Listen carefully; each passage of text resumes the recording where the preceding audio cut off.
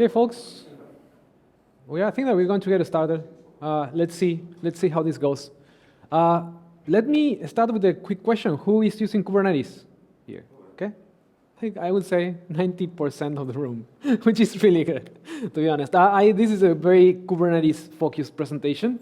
I will be talking about like path to productions and stuff, but let's get on with it. So the agenda for today, I will start with like a quick introduction about like Kubernetes journey, and if you're using Kubernetes, I would love to know where in this journey are you, right? I've been trying to map kind of like the different milestones and steps when you're adopting Kubernetes, and I would love to know where are you in that journey. I think that it usually takes time, so I want to go over that. Then I will talk a little bit about platforms and the rise of platforms on top of Kubernetes, mostly because that's a hot topic into the cloud native space. And I think that it's relevant, it's part of the journey. So I think that it's something that we need to cover. And also the last point here is that I think in all this journey, we are now ready to engage developers. After 8 years in the journey of being very ops-centric, I think that we have enough tools to say, okay, let's go and engage developers more closely and have the tools that they need in order to work on top of Kubernetes. So let's start with that. My name is Mauricio Salatino. I work for a company called Diagrid. We help people to run cloud-native applications in production with tools like Dapper, something that I will be showing you today. I'm also running a blog for the last 15 years that it's salaway.com, and I'm trying a couple of new things in there. If you're interested in the topics that I'm presenting, please go and check it out. And I'm also writing a book titled Platform Engineering on Kubernetes, and that's a QR code that will take you there and a 40% discount on the book. That it's not printed yet, it's been written. I'm hoping to be able to print it by July, hopefully. I just keep pushing the date for some reason. I'm a little bit lazy on that. But yeah, so again, if you're interested in the topics that I'm covering here, that's what the book is about mostly. So where does the Kubernetes journey starts? And I asked before how many people is using Kubernetes daily here. Can you raise your hands again because we have now more people? Okay. So if you're not new to Kubernetes, this will make a lot of sense, right? Like you start with Kubernetes. Kubernetes will give you that API to run and deploy your workloads no matter in which cloud provider you are running. And also you can have your on-prem installations of Kubernetes, which is kind of great. Because no matter where you're running and deploying and scaling your applications, you can use the same APIs, you can use the same tools. But when you go into this journey, the first thing that you will do as an individual, you will need to learn about containers, YAML files, how to deploy things, and you can actually get it done, right? Like if you are like a developer, this is something that you can learn. It will take you some time, but you can get stuff up and running in Kubernetes. I went through that journey. I went on to that journey very early on, around 2015. It was hard. It was super hard. It took me quite a while to understand what I was doing. But when you get it working and when you actually deploy something there and you start getting the benefits, I think that there is no way back in some way, right? Like you kind of like understand how it's being built, how it runs, the benefits and all that stuff, and then you become into it.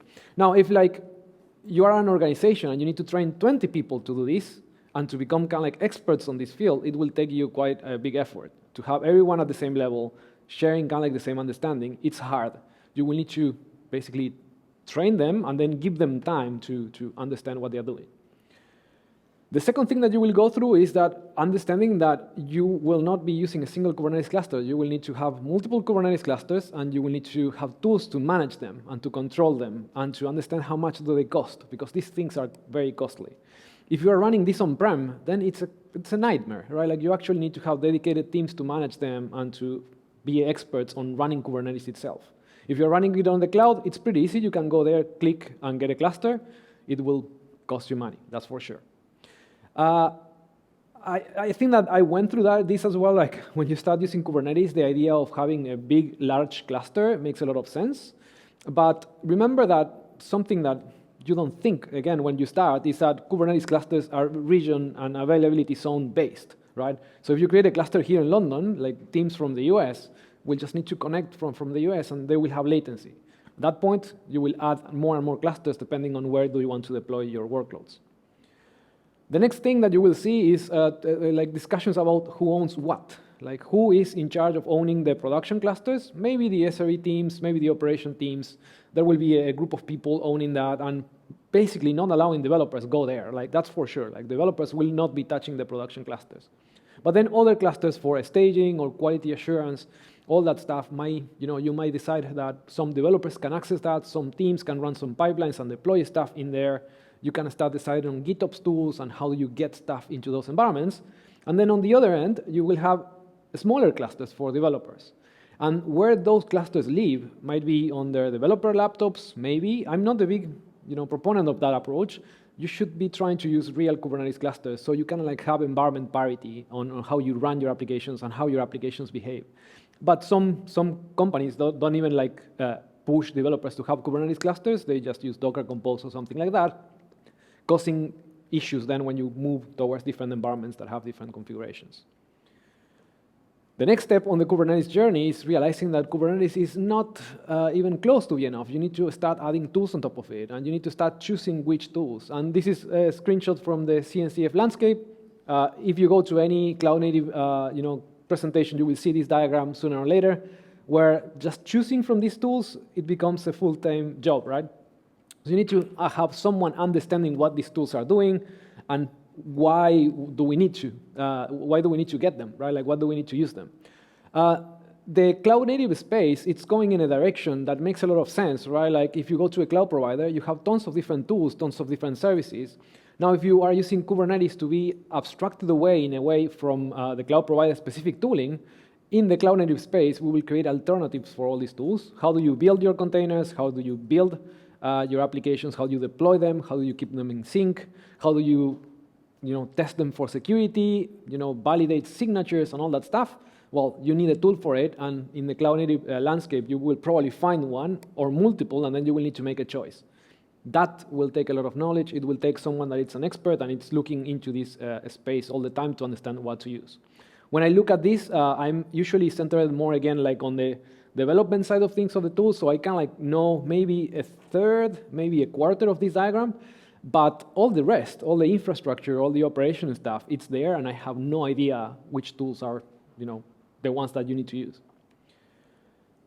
And when you decide on which tools do you want to use, that again, it will take you quite some time, you go into these multi-tenancy discussions.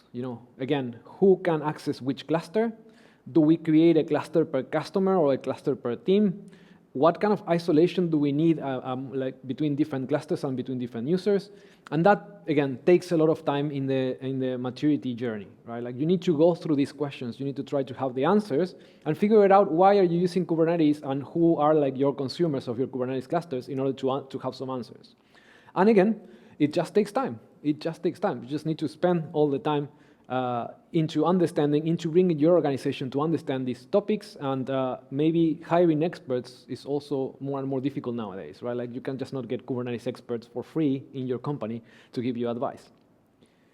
And then, of course, cost. As I was mentioning before, running Kubernetes actually costs money. I'm not talking about running applications inside Kubernetes. I'm talking about running Kubernetes itself. So the number of clusters that you have, it's going to have an impact at the end of the day, and you will need to have a very big credit card to be able to pay for all those costs. So again, if you are using Kubernetes, it basically means that you can understand, you have gone through the maturity journey here, understanding all these topics, and then you have decided that Kubernetes will give you all the things that you want from it, but also at the same time you understand there is a cost associated and you're willing to pay for it. And I think that all these things, these 6 points, have pushed us into the cloud-native space to talk a little bit about platform engineering and why this is becoming a trending topic. Mostly because we need to have a way to order all these things. We need a way to centralize all these learnings into a specific team that takes care of making these decisions. And again, this team is not, I would say that it's not going to be a big team of 100 people.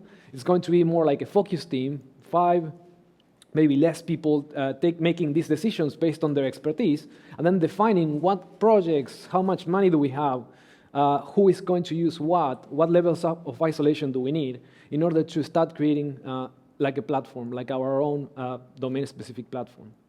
So again, the things that you will hear when you go to a platform engineering presentation on the Kubernetes space is that a team will be created with some specialists that will be in charge of creating a platform for a bunch of different teams that basically targets their use cases, right? We want to create a platform that serves different teams very specifically. for whatever things that they are doing. We just want to make sure that we have a solution for them and that we make them more productive, right?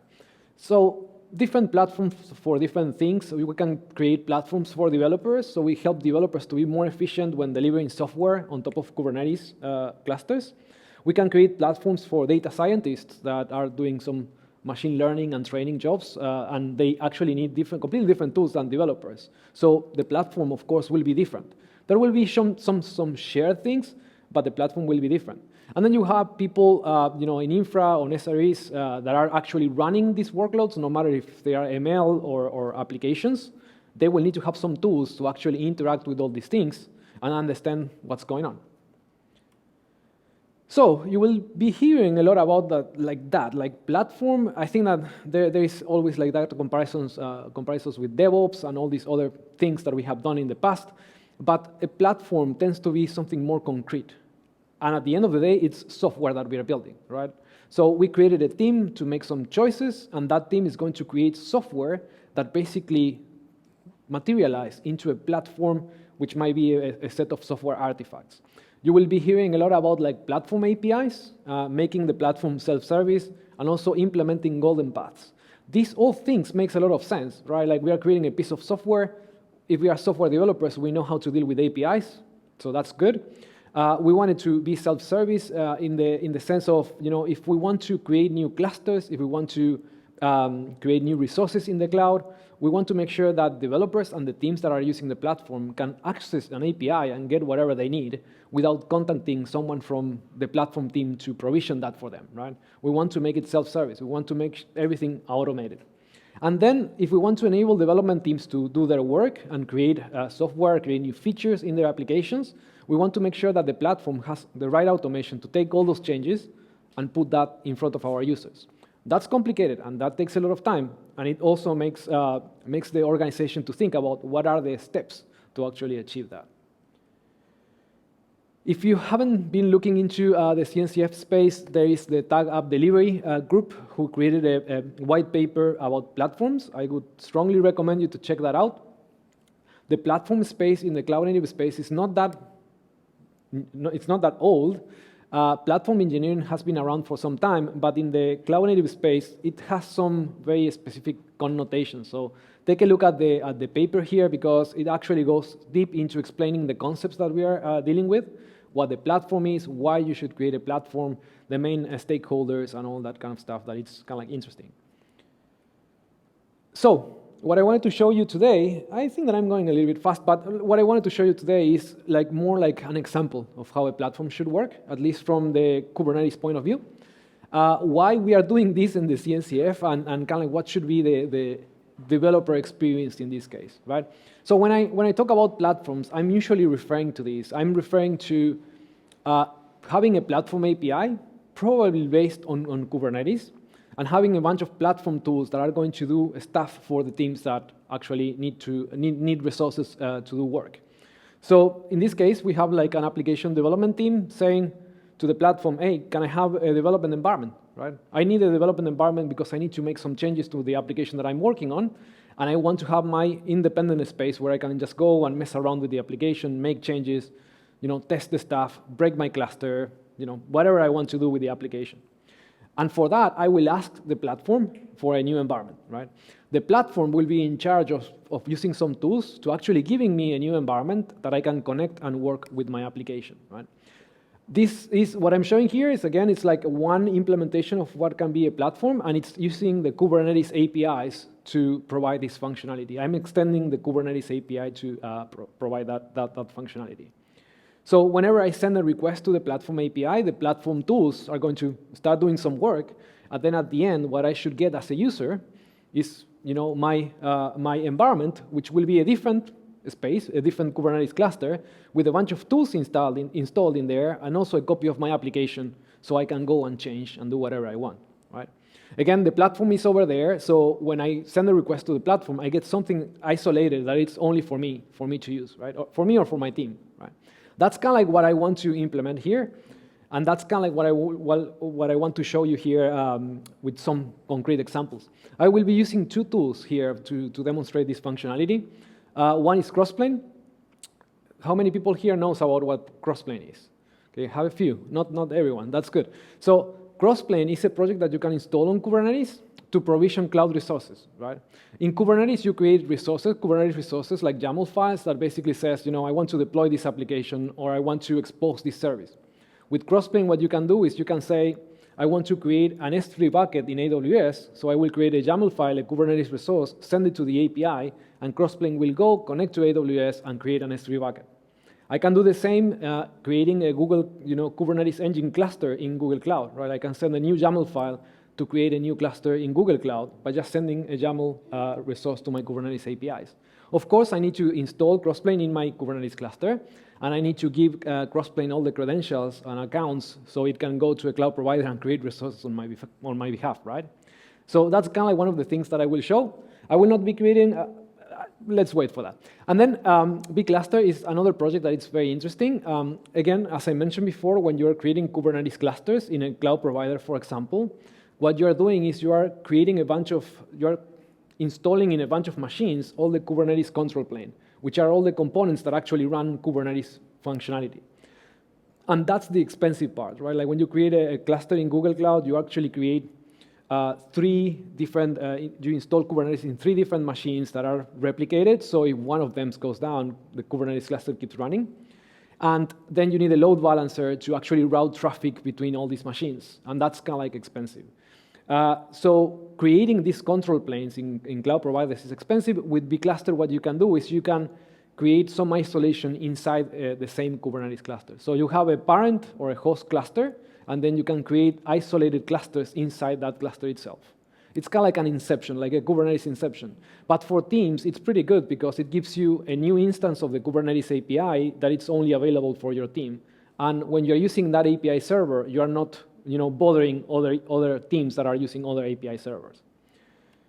So, disclaimer, I've been doing these demos for a while. They always fail. So you need to bear with me if they fail. I kind of like that. I'm wired to the network this time, so the network shouldn't be a problem. Let me see here. Okay, yeah, so I'm connected to a cluster. So I'm connected to this cluster. Let me make this a little bit bigger. I'm connected to a cluster here, and the cluster that I'm connected to is my platform cluster. In this cluster, as I show you here, my namespaces, I have Crossplane installed. So basically that means that I can go and provision new cloud resources. My platform can use Crossplane, for example, to go and create a new Kubernetes cluster for every development environment that my teams are requesting. And that would be quite expensive. So I will not do that. I will create a new bcluster, the other project that I mentioned before, for every team. In order to do that, you need to extend Kubernetes. But I didn't want to create my own custom controller or custom Kubernetes extension. So I used one of the Crossplane mechanisms that it's called Crossplane compositions. With Crossplane compositions, what I can do is I can do something like this. I have a resource here that basically describes a new environment, right? Environment here, this type is not the Kubernetes type. It's an extension that I've created, that I've defined. So think about this as an interface. Like if you're using Java or any other programming, like object-oriented programming language, you have kind of like interfaces, and then you can have multiple implementations. So what I wanted to implement here is I wanted to say something like, I have environments that can be different type, right? Like if I want a development environment, then I will use a common technique in Kubernetes, which are like using labels to say, okay, I want an implementation of my environment that match this label. So then I can go and pick different implementations for this. And then as any other interface, you can define parameters here. So I'm saying, for this environment, I want to provision a database, or I don't want to provision a database. I can create more advanced interfaces, right, like this one, that basically says, when I create a development environment, I also want to deploy my application. I want to have some mock data in it, default users, or enable a cache or not, or I have single sign-on enabled, right? This is just an interface. Depending on what kind of environments do you want to create is how many parameters you will enable the teams to parameterize and to customize. So what I will do, because this is a Kubernetes resource at the end of the day, is I will apply this to my platform cluster. Again, I'm talking to my platform cluster. I'm not talking to my development environment. I'm requesting the platform a new development environment now. It's a Kubernetes resource, so the Kubernetes API returns to me and says, okay, yes, I've received your request. This is going to be provisioned at some point. And Kubernetes provides you this declarative API that it's automatically reconciling and provisioning stuff on the back that you can actually check the resources and see the state, right? So I can get all the environments using the same API, and I can see here that it is not ready yet. It's not synced, which is something of a concern to me because it should be syncing. Let me see here. Let's see. It might not work, but anyways, so basically I've sent the request. At some point, I should get my environment synced and ready, right? And as soon as it's ready, that basically means that now I will have a new environment for my development team to connect and just work on their applications. That environment will have a bunch of tools installed in the environment, as well as an application that should be running. It's not working, of course. Let me see if I can fix that while we do this. I will run a bunch of Kubernetes stuff here just to check, that the cluster is running and it's being provisioned. So you can see here, one of the things that was created when I requested the environment is a virtual cluster. That virtual cluster will be running in a namespace here somewhere. So I can just get the pods and then just check if this is running. The virtual cluster seems to be running. But for some reason, the application that should be installed in that environment is not being installed, right? And I can check that as well, right? Again, this is Kubernetes, so whatever I'm requesting to Kubernetes, it's going to be declaratively reconciled. And if there is an issue in reconciling any of these things, the parent environment here will never be ready, right? So as a user or as like a platform team that is building a platform using these technologies, what you can do is instead of giving the teams the access to this API and to these resources that might be too low level, you can have a dashboard where you can actually click and fill some forms, create that request on the back, send that to the Kubernetes APIs, and then just check the status of these resources that at some point should be ready, right? They are not. Wonder why? I have no idea. It's a live demo, so it might be related with the release here, like with the application that it's not being installed, because I was playing around with something else before probably. So let me check this. Release, and this is the release that I want to check. Again, Kubernetes resources, that basically means that, that you can check what's going on. We can describe this and see if something is failing. Yeah, it feels like something wasn't created yet. So there was a V cluster being created, and then I need to have like the credentials to connect to that environment. For some reason, that's not created. I can try this and see if it works. Let's delete and try again. Environment, team A. It's always good to show that things fail, because this is kind of like what I do every day, right? So it shouldn't. If it doesn't work, it's all right. Get ems, it's not there. Get ns, okay, delete ns. And I think that we have time, so if you have questions, you can ask. But let me do this quickly. I would just delete some namespaces here and then try again, just to make sure that we can see an application up and running. 8.8 and vcluster. That's it. Let me delete that just in case. I have no idea. Maybe I just left something running for too long. But with that approach, right, I have these resources that every time that I send a request, I can create new development environments. And for that, I will have completely isolated instances of these environments that I can just give to different teams. Let's try it again. Let's apply this team A. It usually takes a minute to provision this. And we will see what happens in a minute, right? So as soon as I have an environment, let's go back here. Let's go back to the presentation. And let's see if that works. As soon as I have an environment, the developer should be able to connect and access the application. And I should be able to show that I'm in a completely different Kubernetes context because, again, it's a different isolated environment for me. In that environment, the good thing is that you will be able to install any tools that you want for your team without affecting the tools that any other teams are using. You have complete isolation there. But I think that what I wanted to show with the first demo is that, okay, now you have isolated environments and isolated tools for your developers to use. You can have even separated and isolated installations of your applications for your teams. Somebody will actually need to build these applications and do all that stuff. But we have solved half of the problem. We have solved how to create infrastructure, how to wire infrastructure together, and how to give developers some tools that are running in the cluster. But how developers can actually get capabilities instead of tools. We want to give them capabilities for them to work in these environments instead of just pushing them to learn the tools that we are installing in their clusters. It's a very different thing when you need to learn a tool or when you need to consume a capability. So let's talk a little bit about that. There are two capabilities that I wanted to focus on today. One is the importance of experimentation, which is something that I believe is core on adopting Kubernetes, right? We decided a long time ago, at least on my journey, that I wanted to use Kubernetes because I wanted to be able to keep releasing my applications, keep deploying new versions of my applications without having downtime, right? So what kind of mechanisms do we need to have in order to actually do that? How can we enable teams to keep releasing software and have the right tools to experiment with new versions without breaking, the entire production environment? And the second part is defining the platform boundaries, kind of like how can we have a line somewhere in the platform APIs or in the way that we chose the tools to expose capabilities and not actually push people to learn new tools. So the first tool that I want to talk about is Knative. It's a project that's very close to my heart. I've been working on it for some time now. And Knative provides a set of capabilities that are pretty interesting, right? Before going into Knative, let me check one more if my environment is up and running. That might be important for the next demo. Get env. Oh, it's ready. I can just not believe. Okay, so the environment is ready, right? So we get the environment running. Wonder why.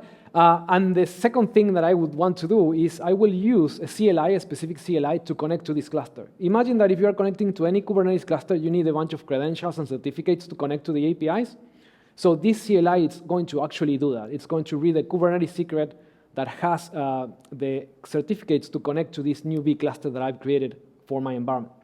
And for that, I will just run this command, vCluster connect, right? And the name of my environment was Team A development environment, and then some parameters about where to get the secrets from. And as soon as I'm connected to this cluster now I'm in a different context, right? I do not have Crossplane installed in here. I do not have anything installed in here. The only thing that I have installed is my application. So I will run this command just to get the URL of the application. But you can see here that I have a bunch of services up and running. This is my application. I will clean that just in case. But just to test this, the application is pretty simple. It's four different services. The front end, a service that writes information into a database, a service that reads information from a database, and a service that gets asynchronous messages when things happen in this application, right? So I can say, hi, DevOps here. DevOps, hi, DevOps, I will add that. And, that's been sent from one service, stored into a Redis database, and then read from the Redis database. And then if I click here, I can get the notifications that I'm getting in an asynchronous way to a third application, right? So the application is pretty simple. It just does that. But what I wanted to prove here is that no matter what kind of business application you're building, you will need to write data to a database or like a persistent storage. You will need to read data from a persistent storage, and you probably need to exchange messages or events between applications. I think that those are very, very common patterns that you will see recurring. And in this case, as you can see here, I don't know if I can zoom in on the, I would just not mess it up. But the URL, basically, it's pointing to my, my Team A development environment, and it's automatically routing traffic to my front end in there. So by just creating the environment, I have the application installed, and I have all the routes that I need in order to access this application, as any team member will need to if they are testing stuff or changing the application itself. So if we go back to the tooling, now in this environment, I've already installed Knative and also another tool called Dapper. But let's talk about capabilities. What the Knative project gives me is that if I get Knative and install it in my Kubernetes cluster, first of all, I have a simplified way of installing my applications, right? If you want to install your COBOL application in Kubernetes, it's pretty easy. You have like this 10 lines of YAML. You just give your COBOL app container to Knative, and Knative will just run that application. So if you have gone through the Kubernetes journey, you will know that for deploying an application in Kubernetes, you need to create like a deployment resource, a service resource, and then an ingress resource if you want to route traffic from outside the cluster, right? With Knative, like you get like a simplified way of doing this, It's more aligning with the idea of container runtime services, where you go to, for example, to Google Cloud and use Google Cloud Run, where you just need to provide like a container image, and then they will run it for you. They will scale it up and scale it down based on some rules there. But you don't need to enter too much information about the kind of like Kubernetes-specific information or Kubernetes resources. You have a service, you want to run it, give me the container, I will run it for you. That's the whole idea here. But on top of that, you get a lot of other cool stuff and capabilities. For example, when you install Knative in your Kubernetes cluster, you have kind of like some capabilities about managing traffic in a much more advanced way than what Kubernetes provide out of the box. So what you can start doing with Knative is running different versions of your application at the same time. And for me as a developer, that's something that, when I was younger, like 10 years ago, I never thought about it. I had an application, I ran my application. If I have changes, I will just deploy a new version, and then I will replace the old version. But now this allows me, because I have fine control on how I route traffic to these different versions, to deploy multiple versions and then say, okay, my customers, they are all going here.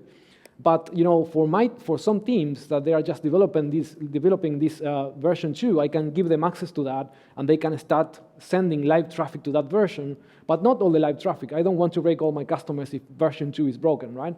I just want to send like 5% of the traffic there and see what happens. So now teams can have a way to experiment. Not only development teams, but also like the operation teams have the flexibility of saying, I have this new version, I want to see how risky it is to deploy it, and I can start routing some live traffic to it and see if it breaks or not. You can do this more advanced traffic routing using percentages and say, okay, 80% will go to the stable one, and I want to send 20% to the new version.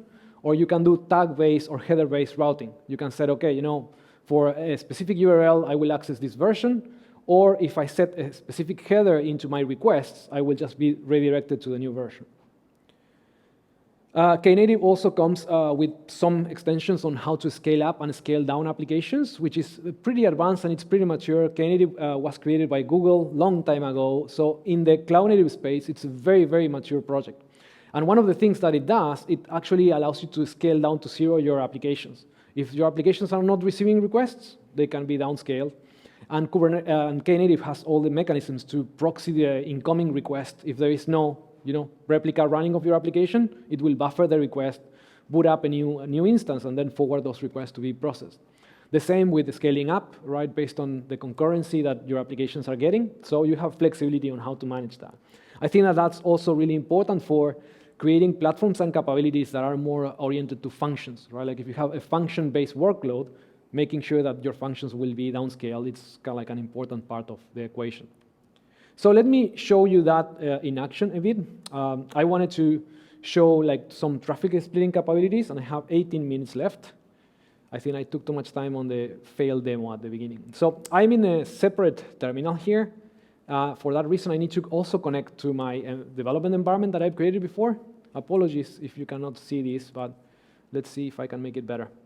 And I want to check that I'm in the right cluster here. Again, I'm in the cluster, in the Team A cluster, and I can see the pods. So I have my application running in there, right? So what I wanted to do now is I wanted to change my front-end application, and I wanted to show here like some of the tools that we use in the Go ecosystem to actually create and deploy a new version of that application. So what I will do here is I will open the front-end application, which is the easiest one to change and to demonstrate. I can actually change the color here of the application, and I will change the version of the application as well here. It's a very complicated HTML and JavaScript application that it's doing not so crazy stuff. So let me change that. Like I will just change the name on the version. And then what I can do is I can use KO, which is a tool in the Go ecosystem, to actually build that application, create a container, push that container to a registry, and then deploy it into my Kubernetes cluster that it's actually configured here. So I just run that, and this is again going to build the Go application. It's going to take some time because it also needs to push that to the cluster, but there you go. We have the new version up and running in my cluster. So if I go back to the application, as a team changing this application, I should be able to come here, just refresh. There you go, right? Like we have the red application up and running. It's still working, right? Like hello 2. right? Like this is actually working. There is no trick in there. Because it's pointing to the same database and other services, it will keep working, right? Like no changes in there. But as I mentioned before, in a development environment, of course, you can just go and change stuff as you want. But if you are working on staging or even in the production environment, you might not want to do this. You might want to be like a progressive rollout with different percentages or use some kind of like traffic splitting. So what I can do here, again, if you're building a platform, probably you are not going to do this in your environment. You're going to use Argo CD or Flags to do some GitOps. But what I will do here is I will just edit the Kubernetes resource so I can change a bit the configuration of that service. So I'm just changing the front-end application here. This is the resource that defines how to deploy the front-end application. You can see here that it's pointing to that front-end Go program that I built. And then here, what I'm going to add, I'm just going to copy it here because I know that I will mess it up if I type it, is this section here that basically defines the traffic splitting functionality on the Knative service. So in this case, what I'm saying is that all my customers will go to version 1, which was the blue version, and then I will create like a tag that it's called red for people who wants to access, the red changes that I've just created. So if I apply this, what we will see is that Knative will now have 2 versions of the same application running that I can actually target differently if I want to. So if I list the pods here, I should be able to see that I have now version, like 2 revisions of the same application. So this is the same application in different versions with different configurations. And I can see that both are running, so I should be able to go back here to the application. Finger crossed, it goes back to the blue because that's kind of like where my customer should see. And then if I go here to the browser and type red dash and then the URL that I have for my application, I will have access to this new version.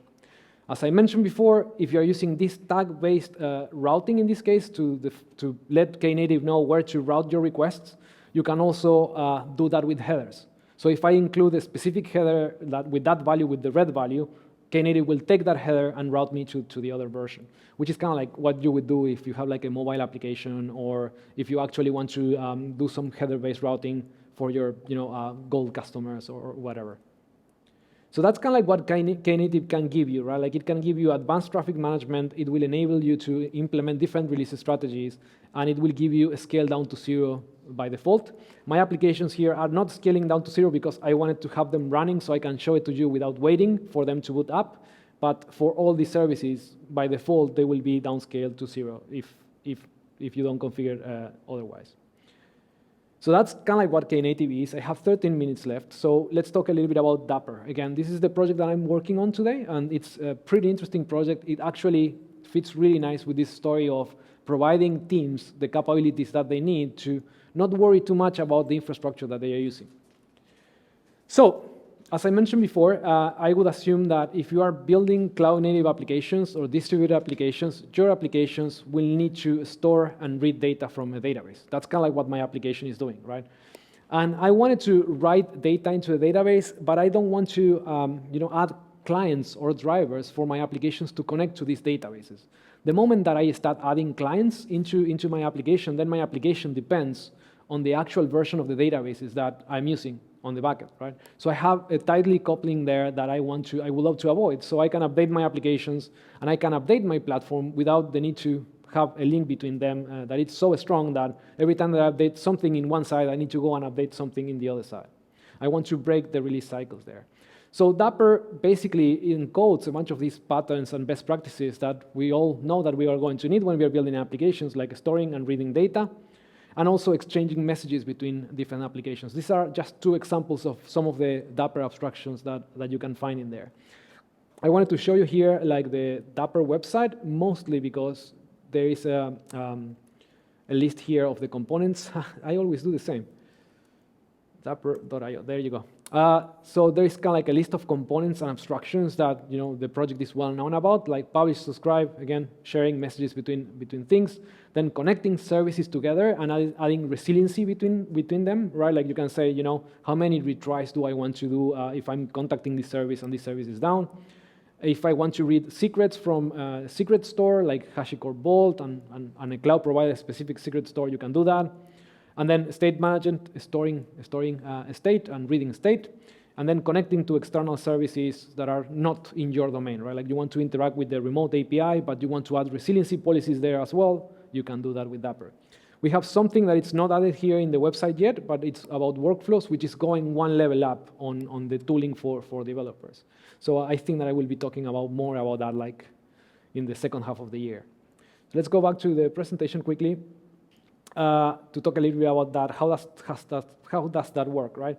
So because we are running in Kubernetes again, and we want to avoid like adding dependencies to our application that ties us too close to the things that we need to run our applications, what Dapper does, it basically deploys a container very close to your application inside the same pod that your applications can contact and be using HTTP or gRPC, right?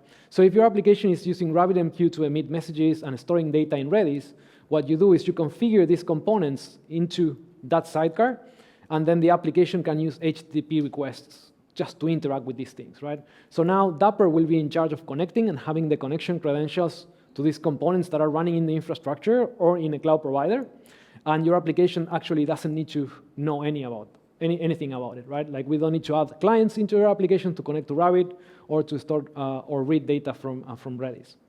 The nice thing about this is that Dapper is providing these abstractions that will allow you to switch and swap provider and implementations, right? Now you can be using Kafka to share messages or using PostgreSQL to store data, and your application code will not change. Your application code will still be using HTTP request or gRPC request to the Dapper sidecar. And that takes us to kind of like this slide before showing you a little bit of code on how is that working. I think that this is kind of like where we are going with the cloud native space, talking about capabilities and the capabilities that the platform should provide to our development teams. Things like this, right? Like if I'm a modern developer, I would love to have an API to store and read data. I would love to have a flexible way to exchange messages between applications. I would love to have feature flagging out of the box in my environments. I would love to be able to deploy things and then do these like dark launches, right? Like I want to deploy something with some new features, but I want to have like a dashboard where I go and click which features do I want to enable. I want to have some more high-level constructs like workflows. I want to make sure that I can implement different release strategies so I can do experimentation. And then I would love to have all these other more like infra kind of thing, like monitoring, resiliency, isolation, traffic management, and dynamic scaling of my workloads, right? I want to have all these things out of the box. I don't want to think about, oh, am I using Kubernetes? Am I using Knative? Do I have Dapper? I want to have the capabilities. I want my applications to be able to use all this stuff without actually doing much. So that's kind of like what I want to show now.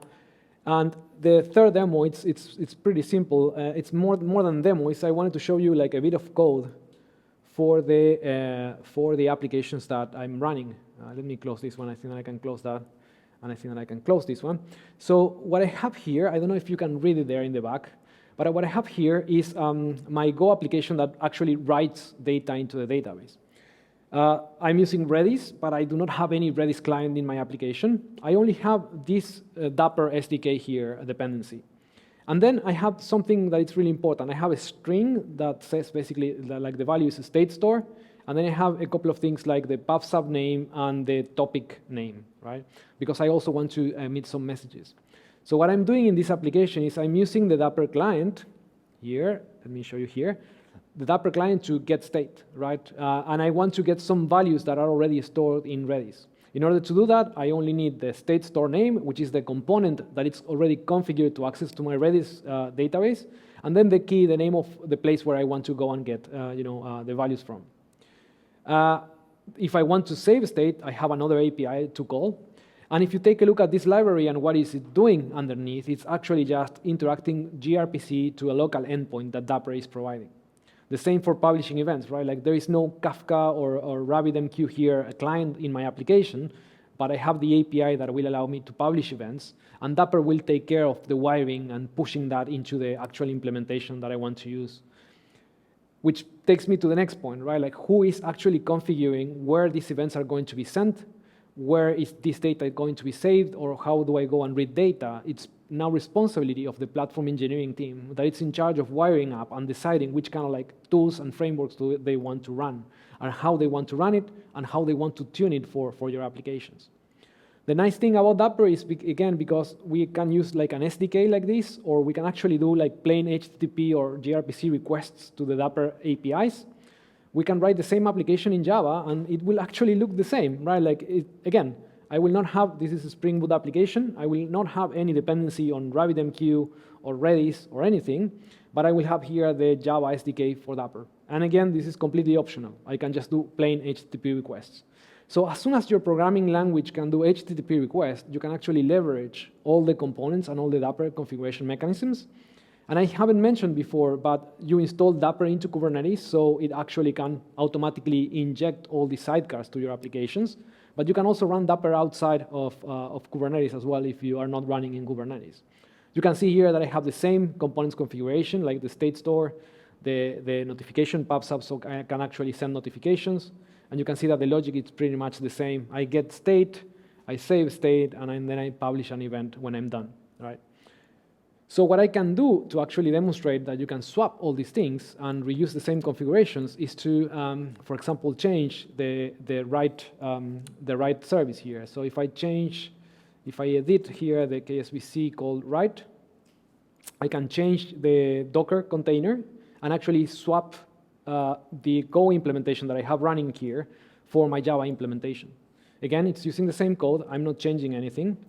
Imagine that if you want to do this, if you want to make applications that are written in different languages to interop and consume the same components, you need to make sure that both the Go application and the Java application have the same version of the client library, so you guarantee that there is the same behavior happening, right? So I'm just changing this, and again, this can fail, but the thing that I want to prove here is that I've created the same application using completely different languages. The application doesn't have any dependency. I have Dapper installed running in my cluster, and that's why I'm getting all this functionality. So I've just updated the service there, and then I can check if the new version is up and running. It's being created. This might take some time. Let's see. I think that it's running already, right? Like, yeah, that's the new version running, and that's why the old version is being terminated. Again, I can even use Knative to run these two versions at the same time and do some load testing using some other techniques. So if I refresh the application now, let's see. I can say something like hello from, and let's see if this works. And somebody's calling me now. Oh. Let's see if this works, or if it doesn't. Oh, there you go, sorry. So hello from Java, right? Like, the Java version is tagging and adding that Java string in there. And because I'm doing hello from Java, I can also get the notifications working, right? You can see here that the one that it's writing the data is actually adding that -Java dash, and the notification service, because it's the same service, is getting that payload, right? So one more thing that I want to show before the presentation is over is how do you configure this, right? Like, and I think that this also goes back to what do we expose to developers. In this case, in order for this application to work, as you saw in the application, I have a component that it's called state store. That's a Dapper component that basically is configured to connect to the Redis instance that we have installed in this cluster. So I can do describe component state store. And you can see here that this is the Dapper component, and it has some specific configuration of where the Redis instance is. It has the password to connect to that Redis instance, and it also says that, yeah, I'm storing state, but I'm using, a key value store, and in this case, it's Redis. So Dapper knows how to connect to a Redis instance. The same thing I did for like the component that it's called PubSub in this case, notification PubSub. And in this case, I'm reusing the same database to exchange messages, but this can connect to a RabbitMQ instance or to a Kafka instance and exchange the messages in the same way. I can go and change these configurations from these components without changing my application and switch to use Kafka or use a cloud provider message broker, and my application code will keep working. That's kind of like the big advantage of this. We are separating the application for where the application is running, but also for which infrastructure the application is consuming. I think that that's pretty much my presentation. Let me see if I have some takeaways. Yeah, so in general, Kubernetes is not that easy. You need to actually learn all the tooling, all the concerns that I mentioned before about isolation, multi-tenancy, cost, and all that stuff. And that's why in the cloud native space, we are talking a lot about platform engineering. I think that it's because we need some order, we need some experts to come together to actually identify what do you need for your company and build these more concrete platforms. Tools like vCluster and Crossplane can help you to provision, clusters and resources in the cloud using a very Kubernetes native approach, and enable, like your developers to have whatever they need in order to do their work. And then tools like Dapper and Knative are focusing more on defining which platform capabilities you can provide to your developers. So in this case, when I show the application using the Dapper APIs, what I would be more interesting in doing is that instead of leaking Dapper to the users, I would love to wrap that up into a platform kind of like library, let's say, or platform abstraction that says something like, I want to save data, I want to read data, I want to emit an event. And then on the platform side, actually use the Dapper client. So actually the users, the developers, doesn't actually need to know that they are using Dapper at all. They are just consuming capabilities. The same with auto-scaling and all that stuff. It's being handled on the platform side and not on the developer side, which I think is the developers should be aware that the platform will behave in a certain ways, but that's pretty much it. They shouldn't need to learn all these tools that the platform is using to be able to create an application for it. So thank you very much. If you have questions, Twitter, and if you are interested in the book, I will leave you with that. Great, that's my advertisement part. Thank you very much, folks. I know it's long.